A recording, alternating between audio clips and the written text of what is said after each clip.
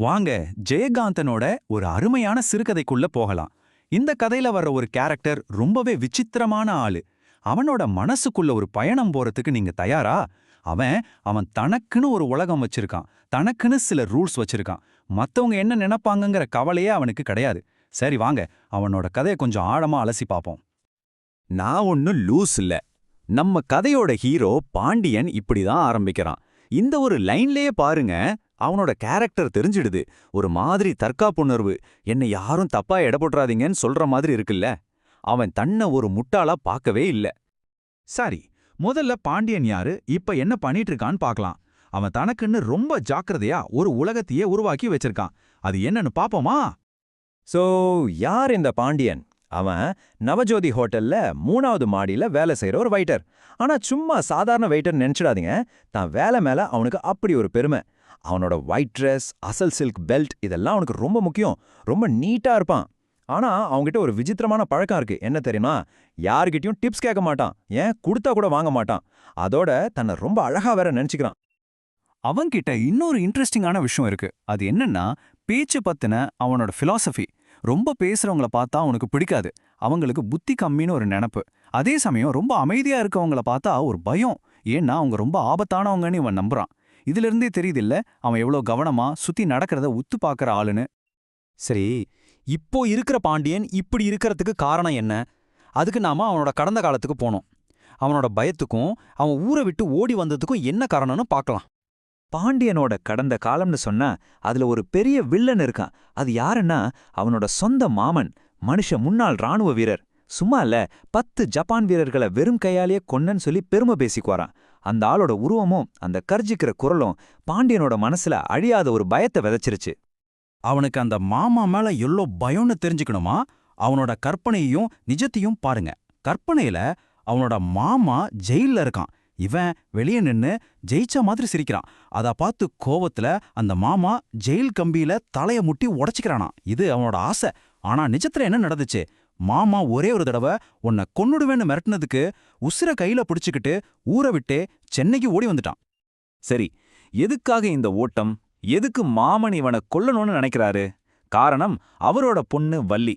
வள்ளிய பாண்டியனுக்கு கட்டாயப்படுத்தி கல்யாணம் பண்ணி வைக்க பார்க்கறாரு. இந்த சண்டை தான் கதையோட முக்கியமான திருப்புமுனை. இப்போ நாம பாண்டியனோட வாழ்க்கையோட ரொம்ப எமோஷனலான ஒரு பகுதிக்குள்ள போறோம். அவனோட கடந்த காலத்தையும் எதிர்காலத்தையும் தீர்மானிச்ச 2 பெண்கள், வள்ளி, சுகுணா. நீ எங்கேயாவது போயிடு மச்சான். இத சொன்னது யாரு தெரியுமா? அவனோட முதல் காதல் வள்ளி.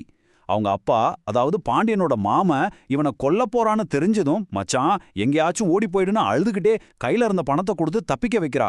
பாருங்க, அவனோட உசுரை காப்பாத்த தன் வாழ்க்கையே பணைய வைக்கிறா. இதனால பாண்டியனோட மனசுல ஒரு ஆறாத வடு. ஐயோ, நாம ஓடி வந்ததால வள்ளியோட வாழ்க்கை என்னாச்சோன்னு ஒரு குற்ற உணர்ச்சி.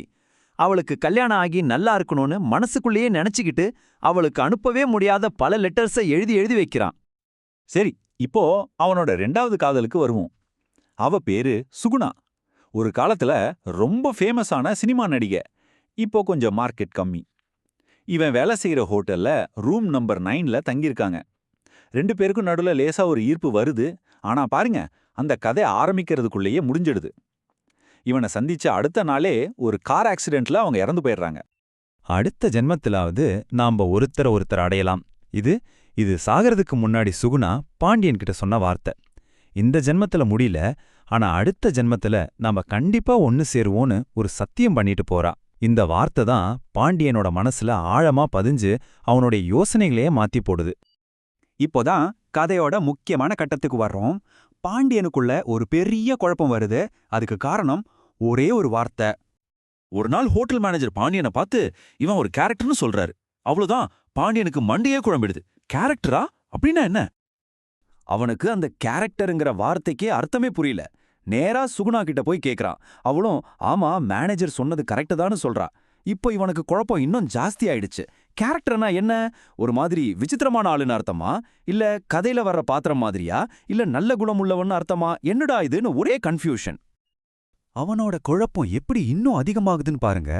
ஒரு பக்கம் சுகுணா இவனை கேரக்டர்னு சொல்றா. இன்னொரு பக்கம் நீ பார்க்க மன்மதன் மாதிரி ரொம்ப அழகா இருக்குன்னு சொல்றா. ஒண்ணுக்கொன்னும் சம்பந்தமே இல்லாம இருக்கே. அப்போ நான் யாரு? நல்லவனா? கெட்டவனா? விசித்திரமானவனா? அவனுக்குள்ள 1000 கேள்வி. இப்போ நாம கதையோட கிளைமேக்ஸ்க்கு வரோம். பாண்டியனோட இந்த ஜென்மத்துல நடந்த சோகங்கள் எல்லாம் சேர்ந்து அடுத்த ஜென்மத்தை பத்தி ஒரு பெரிய கேள்வியை உருவாக்குது. ரொம்ப ஆச்சரியமான விஷயம் என்னன்னா, சுகுணா செத்து போனதுக்கு பாண்டியன் அழவே இல்ல. அவனுக்கு அது ஒரு சோகமான விஷயமாவே தெரியல. பதிலா அது ஒரு பெரிய தத்துவ கேள்வியோட ஆரம்பமா தெரியுது. அவன் தன்னோட சாவ பத்தியும் அடுத்த ஜென்மத்துல சுகுணா கூட சேர போறத பத்தியும் யோசிக்க ஆரம்பிக்கிறான். அப்பதான் அவன் மனசுல அந்த கேள்வி வருது. யாராலையும் பதில் சொல்ல முடியாத கேள்வி. இந்த ஜென்மத்துல அவனுக்கு 2 காதல் கிடைச்சது. ஆனா 2மே சேரல. அப்போ அடுத்த ஜென்மத்துல நான் யார கல்யாணம் பண்ணிக்கிறது? எனக்காக வாழ்க்கையை தியாகம் செஞ்ச வள்ளியா, இல்ல அடுத்த ஜென்மத்துல சேரலான்னு சத்தியம் பண்ண சுகுணாவையா? இந்த சீரியஸான கேள்வி அவன் யார்கிட்ட போய் கேட்டாலும் எல்லாரும் அவனை பார்த்து சிரிக்கிறாங்க. மறுபடியும் அதே வார்த்தை, நீ ஒரு கேரக்டர்னு சொல்லி கிண்டல் பண்றாங்க. அவனோட கேள்விக்கு யாருமே மதிப்பு கொடுக்கல. இந்த உலகமே அவனை தனியா விட்டுருச்சு. கடைசியா அவனே ஒரு முடிவுக்கு வரான். ஓ, அப்ப இந்த உலகத்துல இருக்க எல்லாரும் ஒரு கேரக்டர் தான் போல. கடைசியா பாண்டியனோட கேள்வியும் இந்த கதையோட தலைப்பும் ஒன்னாயிடுது. அது நம்ம கிட்ட வந்து நிக்குது. அவன் கேட்ட அதே கேள்வியை நான் இப்போ உங்ககிட்ட கேட்கறேன். நீங்க என்ன சார் சொல்றீங்க? அடுத்த ஜென்மத்துல பாண்டியன் யாருக்கு சொந்தம்? வள்ளிக்கா, சுகுணாவுக்கா? யோசிச்சு பாருங்க. இது வெறும் 2 பொண்ணுங்களோட கதை இல்ல. கடமைக்கும் ஆசைக்கும் நடுவு நடக்கிற ஒரு பெரிய போராட்டம். உங்க பதில் என்ன?